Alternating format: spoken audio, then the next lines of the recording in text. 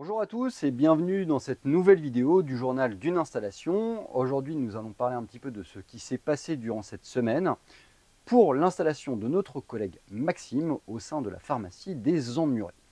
Alors, sommairement, en fait, il ne s'est pas passé finalement grand-chose. Maxime est actuellement en vacances, on est en train de solder ses jours de repos avant son installation. On est à peu près à un mois et demi de son installation. On est en train de finaliser l'étude des dossiers bancaires pour les valider normalement début de semaine prochaine.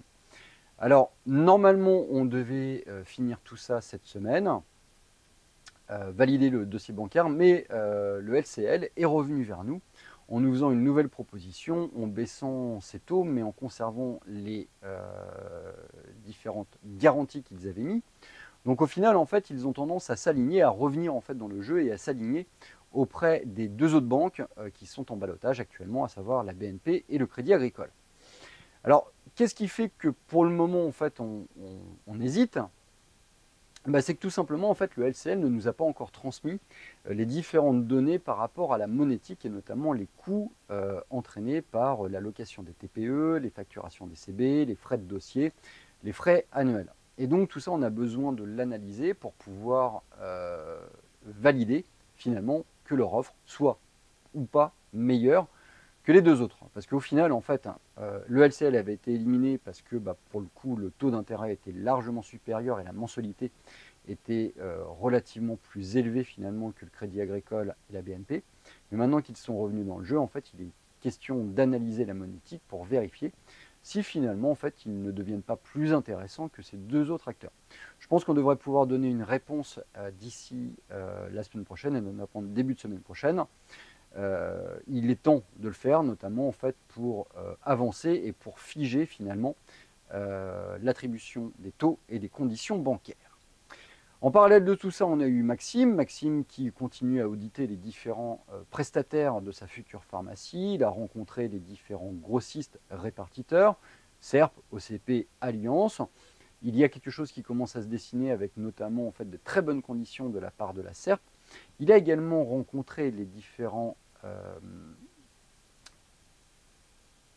génériqueurs, pareil avec des conditions. Et enfin, il a rencontré des prestataires de groupement, notamment Pharmacorp et Normandie Pharma. Alors pour le coup, c'est des rendez-vous qui ont été assez importants parce que notamment Normandie Pharma a tendance à présenter une offre globale qui intègre également des conditions avec les génériqueurs et avec un grossiste répartiteur de préférence. Donc tout ça, ça va rentrer dans la balance. Là, on est en train de tout mettre en ballottage dans un petit tableau et on devrait également se positionner d'ici une petite semaine.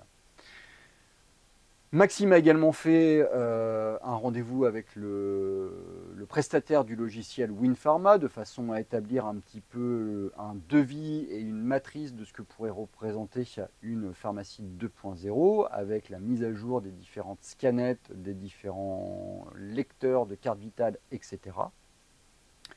Et enfin, on a invité Maxime à faire deux choses. Donc déjà, à contacter les fournisseurs, je dirais, officiels de n'importe quel type de commerce, à savoir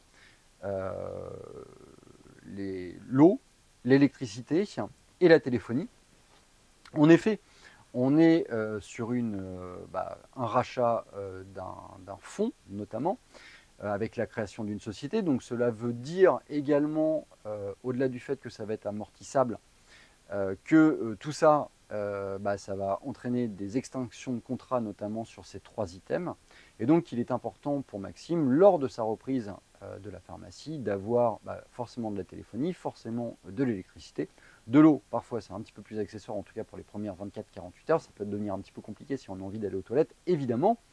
Mais par contre, une pharmacie sans électricité, c'est compliqué pour faire fonctionner des ordinateurs. Et sans téléphonie, c'est compliqué pour également transmettre des données et vérifier des données, notamment via Internet. Bref, Maxime est en train de s'organiser.